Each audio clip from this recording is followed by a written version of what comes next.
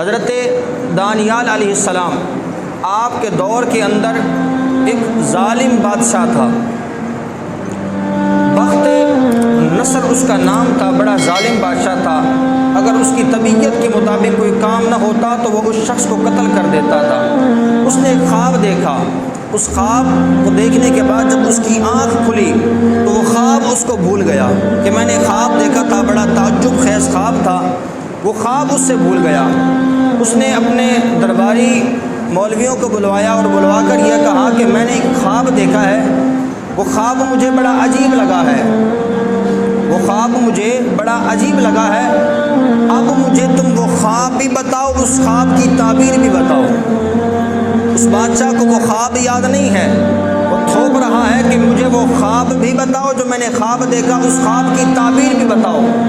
اور 3 دن کے اندر تم نے اس خواب کو بھی بتانا ہے، اس خواب کی تعبیر کو بھی بتانا ہے۔ لوگوں نے کہا کہ حضرت آپ یہ کیسی بات کر رہے ہیں، جب خواب آپ نے دیکھا ہے وہ خواب آپ کو بھی یاد نہیں ہے،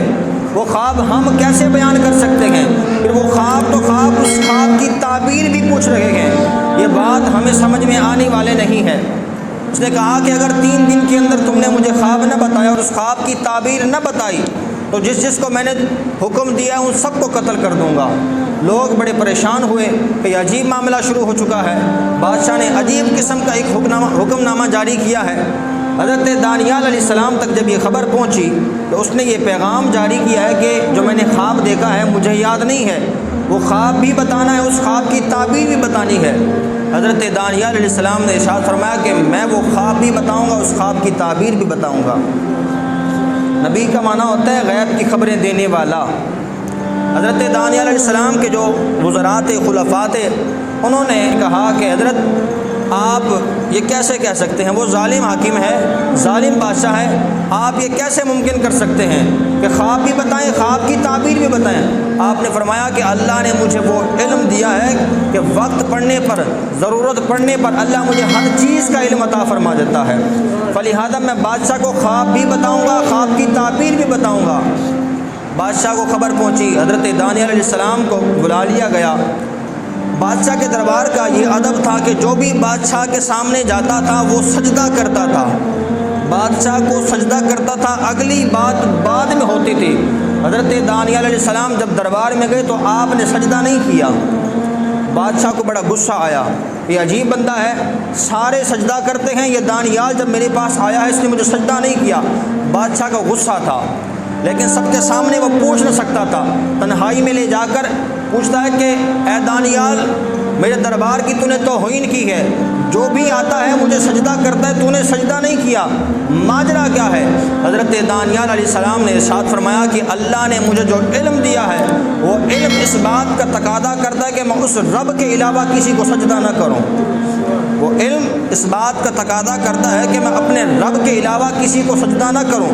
اگر میں تجھے سجدہ کروں گا تو میرا علم مجھ سے ختم ہو جائے گا، مجھ سے ہدف ہو جائے گا، پھر میں تیری بات پر پورا نہیں اتروں گا کہ تیرے خواب کو بھی بتاؤں، تیرے خواب کی تعبیر کو بھی بتاؤں۔ جب میں تیری حکم کے مطابق، تیری طبیعت کے مطابق پورا نہیں اتروں گا تو مجھے قتل کر دے گا۔ بادشاہ یہ بات سن کر بڑا خوش ہوا، کہنے لگا جو اپنے مالک کا بن کے رہتا ہے، تو اپنے مالک کی نافرمانی نہیں کرتا، وہ بندہ مجھے بڑا محبوب ہوتا ہے۔ تو نے اپنے رب کی عبادت کے لیے، تو نے اپنے رب کے حکم کی تعمیل کرتے ہوئے مجھے سجدہ نہیں کیا، مجھے اس بات کی خوشی ہے، فلہذا اب تو مجھے خواب بھی بتا، خواب کی تعبیر بھی بتا۔ حضرت دانیال علیہ السلام نے ارشاد فرمایا میں تجھے خواب بتانے لگا ہوں، اگر سچا خواب ہو تو نے ماننا ہے، اگر جھوٹا ہوگا دلیل کے ساتھ تو اس کو رد کرے گا۔ آپ نے ارشاد فرمایا تو نے خواب دیکھا، ایک ایسا تو نے بت دیکھا،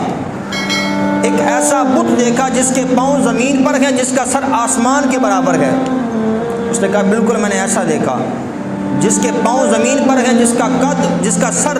آسمان کے برابر ہے۔ آپ نے ارشاد فرمایا اس کا سب سے اوپر والا حصہ سونے کا ہے، پیٹ والا حصہ چاندی کا ہے، نیچے والا حصہ تانبے کا ہے، اس کے پاؤں جو ہیں وہ مٹی کے ہیں۔ اس نے کہا بالکل ایسے ہی تھا، اس کا اوپر والا حصہ سونے کا تھا، درمیان والا حصہ چاندی کا تھا اور نیچے والا حصہ تانبے کا تھا، پاؤں اس کے مٹی کے تھے۔ آپ نے ارشاد فرمایا یہ تو ہو گیا تیرا خواب، اب اس خواب کی تعبیر کو بھی سماعت کر۔ وہ جو بت ہے، آپ نے ارشاد فرمایا وہ بت تھا پورا جس کے پاؤں زمین پر تھے، اس کا سر آسمان پر تھا، اس کے اوپر ایک پتھر گرتا ہے، اس کے اوپر سے ایک پتھر گرتا ہے، اس کو زمین کے برابر کر دیتا ہے، وہ بت زمین کے برابر ہو جاتا ہے، پاش پاش ہو جاتا ہے، ریزہ ریزہ ہو جاتا ہے۔ آپ نے ارشاد فرمایا اس کی تعبیر یہ ہے کہ وہ بت ہے، وہ باطل ادیان ہیں، وہ باطل دین ہیں، وہ دین جو رسومات کی بنیاد پر گھڑے گئے ہیں، وہ دین ہیں، تمام کے تمام دین ہیں جو من گھڑت دین ہے۔ آپ نے ارشاد فرمایا کہ وہ جو پتھر اوپر سے آتا ہے وہ محمد رسول اللہ صلی اللہ علیہ وآلہ وسلم کا حق دین ہے، وہ حق دین آ کر تمام باطل ادیانوں کو تاش تاش کر دے گا، ریزہ ریزہ کر دے گا۔ حضرت دانیال علیہ السلام نے ارشاد فرمایا پھر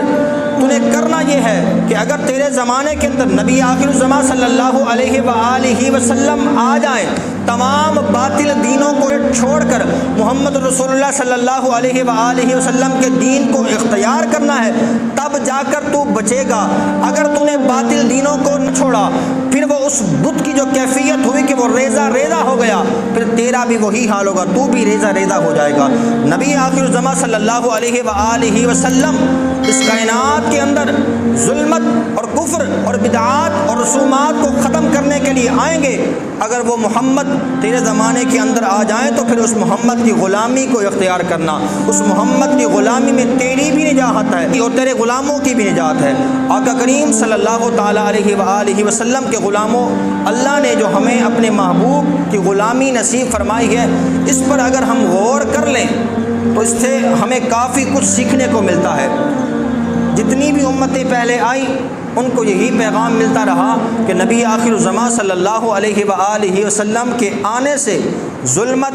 کفر، الحاد سب کچھ ختم ہو جائے گا، صرف رسول اللہ صلی اللہ تعالیٰ علیہ وآلہ وسلم کا دین باقی رہے گا۔ آج ہمیں جو رسول اللہ صلی اللہ علیہ وسلم کی غلامی نصیب ہوئی ہے، یہ بڑے اعزاز کی بات ہے، بڑے فخر کی بات ہے۔ اس کا اظہار کرنے کے لیے ہر ممکنہ کوشش کی جانی چاہیے۔